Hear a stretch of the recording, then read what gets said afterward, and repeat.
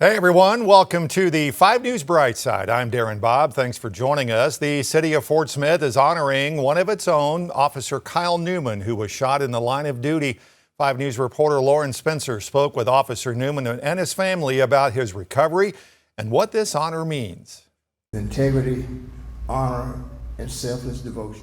Raquel Newman is introducing us to who she calls her once-in-a-lifetime. He's a wonderful father. He's a great husband.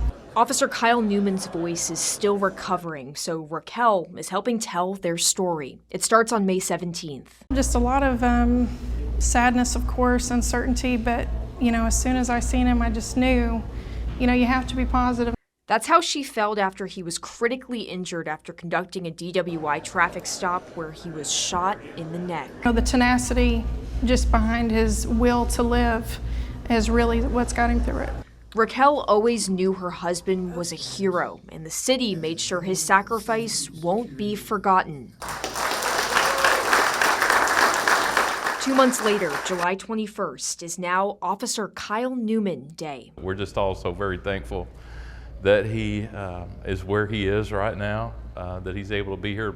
An honor for an officer who was willing to put his life on the line. Couldn't ask for a better officer. Obviously, his inability to quit is next to none. Officer Newman has one message for everyone who's been cheering him on in his road to recovery. I would just thank everybody for all their support and their love. And that road isn't over just yet. Raquel is cherishing these moments and ready for whatever comes next. With her once in a lifetime. We're living each day to the very fullest like we did. And we've just got our family behind us and the whole police department, and you can't ask for anything better than that. Thank you very much. In Fort Smith, covering news where you live, Lauren Spencer, 5 News. Meanwhile, the city of Fort Smith unveiling a new street sign on a stretch of Towson Avenue after a boxing legend who made a very lasting impact on the city. It's now known as Bobby Crabtree Boulevard. Known to fans as the Fighting Hillbilly, Crabtree's professional boxing career spanned 2 decades from 1982 to 2002. He fought 93 professional fights, won 56 of them with an impressive 51 by knockout, and faced some of boxing's biggest names like Mike Tyson, Muhammad Ali, and George Foreman. Crabtree continued serving the community through his auto body shop on Towson Avenue, where he's been in business for 37 years now. Well, now the stretch of Towson between South L and South M Street, right outside his shop, will forever honor him. I was shocked. I said, me? I couldn't believe it. I said, that's what I mean. I just couldn't believe it, and I was honored. So it's still a shocker to me. Here I come to work, and I got to look at my name. Crabtree says he doesn't box anymore, but still works out every day. The city says the recognition celebrates a local athlete whose determination, grit, and accomplishments brought national attention to Fort Smith. A new residential treatment facility for teenage girls in Prairie Grove is a step closer to becoming a reality. Washington County Quorum Court approved a conditional use permit for Genesis Church. Here's how leaders hope the program will help teen girls and their families.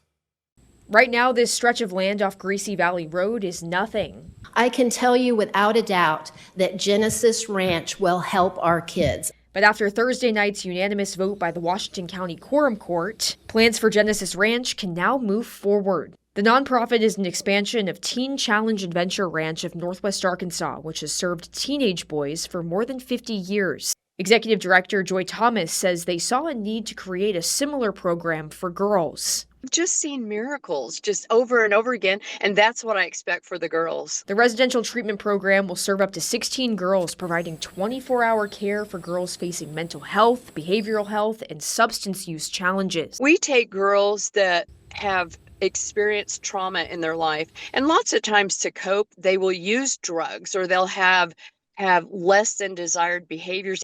This 86 acres is quiet right now, but if this project moves forward as planned, it's going to be filled with new buildings, staff, horses, and teenage girls working to start a new chapter in their lives. Horses have this unique ability to reflect human emotion. It is amazing how the therapist can use horses in the healing process.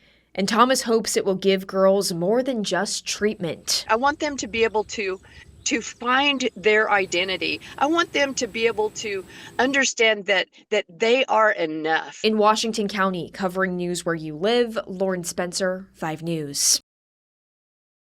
Great. For generations, families have gathered in Taneytown to celebrate the community's rich Italian roots. Volunteers now preparing this year's spaghetti dinners.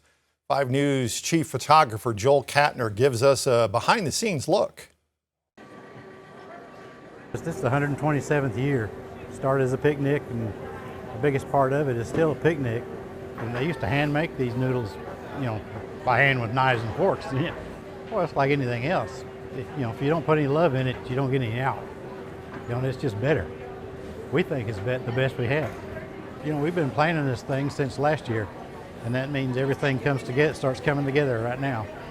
So we'll end up with 4,000 to 5,000 pounds of spaghetti. It's quite a bunch, and we'll sell every bit of it. You've got grandma and daughter and granddaughter right there, and that's how we do it. It's how you keep a tradition alive. You've got generations here all together doing this. When you work in common, things work out really nice. It keeps the community together, keeps the families together. This is part of the old national heritage. This is a group of immigrants. That's what it is, and they all moved in here together and tried to make a life. And celebrating the success of that is what built this, and they just keep it together. When you put the homemade pasta with the homemade sauce, you get a unique flavor. Part of the appeal is it is what it is. We're the longest running festival in our state for a reason. Kind of proud of being a community that does these things. There's an awful lot that don't. And it is delicious. All right, when we will have an inside look at the newest exhibit at the Momentary, which takes guests back in time. That's coming up after the break. College Shoe Shop, a Fayetteville business known for its selection of boots, is celebrating its 50th anniversary. The store recently opened a new location in Fiesta Square off College. 5 News reporter Claire Everbach shows us a closer look at the shop's history and how the business has grown over the decades. Adam Guess has worked at the College Shoe Shop in Fayetteville for 18 years and owned the store for 10. The store started as a repair shop, but through the years evolved into selling footwear and other outdoor items. We sell some knives and we sell some outdoor stuff, bison coolers and belts and wallets and hats. For the last 5 decades, the store has been a Fayetteville staple, even through difficult periods like the COVID-19 pandemic. We were open every day and providing boots for all the essential workers. Guess says his priority is always the customer. We've got what they need, and we try to be there for them when they need it. But for him, the business is about more than making a sale. Building relationships for the long term, not just selling somebody a pair of boots. He says creating a positive experience is just as important as finding the right pair of boots. Not only are they happy when they leave, but hopefully when they go to their job, they have what they need and are as safe as possible. In Fayetteville, covering news where you live, Claire Everbach, 5 News. A new exhibit is on display at the Momentary in Bentonville. It's a blast to the past for some. It's a replica of a supermarket from the 80s and 90s, and the twist, almost every item that you see is made of felt, and it was sewn together by the artist. 5 News photojournalist Sam Reed caught up with the artist. I've been sewing since I was very young, so about 5 or 6 years old. I always knew I wanted to be an artist. I didn't necessarily think that felt would be the way that I would go. I didn't think that was a serious art form until I got into my early 20s and was like, no, this is happening. No one's done it before. And I just threw everything that I had at it and kept the faith that one day it would reach the limits of what my imagination was. It's an escape from reality, so it's as much as close you can get to real life, but with my spin on it. And it's got a very retro vintage feel on this one because it's based between 1975 and 1995. It's all about recreating real life according to my imagination. Everything is made out of felt and it's all hand sewn, hand painted and hand signed. And yeah, it's a labor of love. Local veterans got to show off their art skills at an art show in Fayetteville. Veterans Healthcare System of the Ozarks hosting its first ever blind and low vision award ceremony, with many getting to show off original art pieces. Organizers say many picked up making art at rehab centers, and it's helped them benefit from learning new skills. It basically inspired them to do something, and they learn how to build upon their previous skills that they had, even as small as, just woodworking or wood turning. So they build upon it and they become more creative.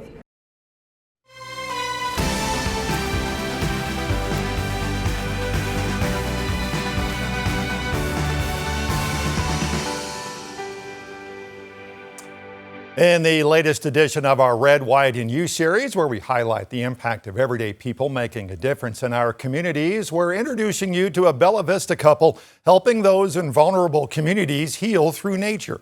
5 News reporter Lauren Spencer shows us how their own struggles inspired a new mission of service. Literally anybody can do it. Jesse and Chris Davis are veterans, former first responders, and starting down a new path. We are in the woods hiking, we're biking, we're rafting. Or trail. The scenery there. Now, tour guides for those who may need a little help finding their way. I started to realize that there was such a powerful gift in providing those experiences for other people. That gift became adventure therapy, where they take veterans, people in recovery, couples, and survivors of domestic violence out of their heads and into nature. Getting people outside, breathing the fresh air and hearing the sounds and doing the challenging things, it truly is healing, and science proves that. For Jessie, that journey started with a decision to get sober and a climb of her own, Mount Kilimanjaro. Getting to the top of that mountain was really life-changing, and we wanted to figure out if we could do that with a group of people and be successful. And it was. Their first group of veterans recently summited Pikes Peak, more than 14,000 feet above sea level. And every single one made it. Tears flowed, and that relief and the excitement, it's so powerful. They say years of serving others can make it hard to admit when you're the one who's struggling. You are the one that people ask for help, so it really is challenging for those people to be the ones asking for help. And that's the climb they're really trying to help people make, with the help of others in the same boat. The amazing thing about putting people together in a challenging situation is the bond that happens. The pair's calling remains the same. I picked up this service, and I've found it to be even more rewarding. They want every person who joins them to leave not only with the memories of a hike, but also the confidence to take whatever their next step may be. If we can, help a handful of people each year find that adventure can give them hope, then that's really the goal. In Bella Vista, covering news where you live, you remember, I can do hard things. Lauren Spencer, 5 News. And thanks for joining us on the 5 News Bright Side. We will see you next week.